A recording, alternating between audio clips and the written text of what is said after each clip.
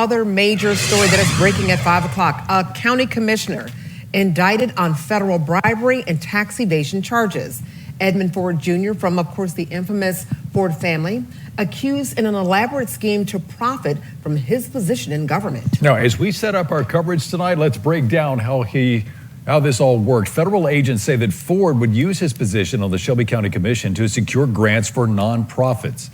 They say he instructed them to use some of that money to buy computers from businesses he owns. That netted himself more than $250,000 of your money. Let's go to Fox 13 investigative reporter Kayla Solomon. She's live outside the federal courthouse. That's where Ford's first hearing just wrapped up. Kayla, what happened inside? Yeah, Daryl, we now know that Commissioner Edmund Ford Jr. is out on a $25,000 bond. He was able to walk out of here today on unsupervised release. We also know that he just has to surrender his passport. Now, these accusations date back to 2018, but the indictment lays out how we got where we are today.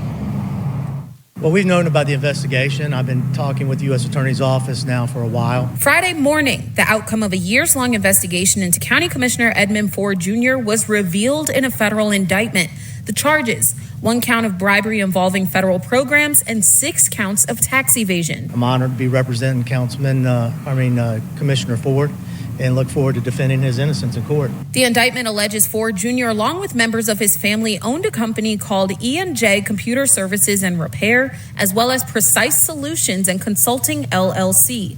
It says E&J Computer Services and Repair deposited over $250,000 in its bank account from various nonprofits from 2017 to 2021. The indictment describes one instance from November 2020 where Ford Jr. voted in favor and NPO1 received a second grant in the amount of $60,000. Ford Jr. did not disclose his business relationship with NPO1 or abstained from the vote. Friday morning, as he was leaving court, Edmund Ford Sr. spoke about his son and the charges he's facing. My son is very good, very great person. When you try to do things for the community and things like that, you got bad people always focus on that good person. The indictment goes on to show dozens of text exchanges between Ford Jr. and various nonprofit leaders. In one text exchange with a nonprofit leader from February 2020, Ford Jr. allegedly texted individual 1, "Item passed last night. You should get the check in 30 days. Ford Jr. then told her he already had her laptops and bags fully loaded. The 6 counts of tax evasion stem from 6 consecutive years where Ford Jr. allegedly filed false tax returns.